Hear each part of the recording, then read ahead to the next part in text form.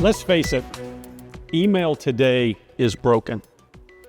What was meant to be this awesome technology on the order of the printing press or the telegraph wire that allows us to communicate asynchronously with people from far off lands has become a chore to be managed and a threat to be feared.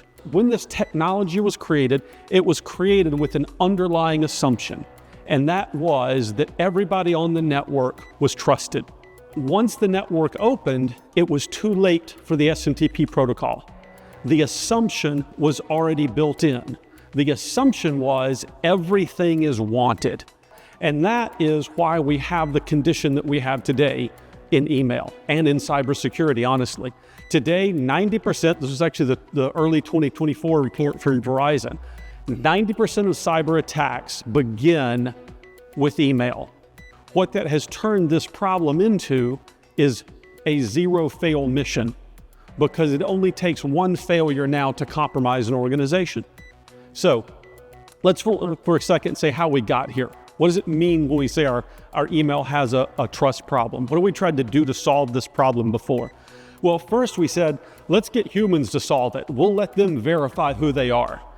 And that didn't work.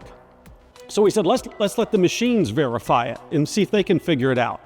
And that didn't work. And then we said, all right, we can't figure that out, so let's just gum up the works. Let's just slow this whole thing down. And that obviously didn't work. Well, I think that there's a better way to do it. And we want to ask ourselves, what is it? Well, that's when we go back to the zero trust principle. Zero trust is a cybersecurity principle that's actually been around for a long time. It was, when were firewalls? Late 80s, early 90s, your first firewalls? Well, firewalls, the underlying principle of a firewall is zero trust. Well, you have to start with a zero trust foundation or a zero trust layer, and you have to build out a trust network. Now, this is one of the reasons that you haven't seen zero trust applied to email until now. Because to build out a trust network, you have to watch behavior, you have to watch inbound messaging, you have to watch outbound messaging, you have to watch user behavior, how they behave with messages in the inbox. You have to look at who, when, what, how. So there's a lot of data, and that data is constantly changing. At this point, AI is the only way. Targeted, efficient, useful AI is the only way to build and maintain the trust network that keeps this usable to the user. You have to then layer that through a completely different layer of threat intelligence.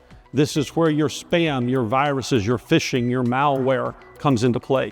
When you put all of this together, then you create a solution that implements a core cybersecurity principle into email. If you remember the first time you ever put noise-canceling headphones on, you put them on and it was kind of weird. And it was weird because you didn't realize all of the noise that you're used to in your everyday life. And what happened with this, the same thing happened with the inbox. You don't realize the noise that you're used to in your everyday life. Now, I can communicate without having to filter through the noise. We figured out the other capabilities that you can add onto this as well. For example, putting the messages that you kind of want off to the side so you can find them in somewhere else.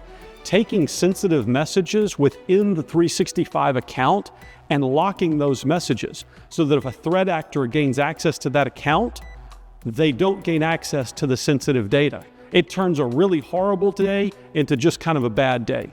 So we'd love to have a chat with you a little bit later. Thanks a lot. It's great being with you.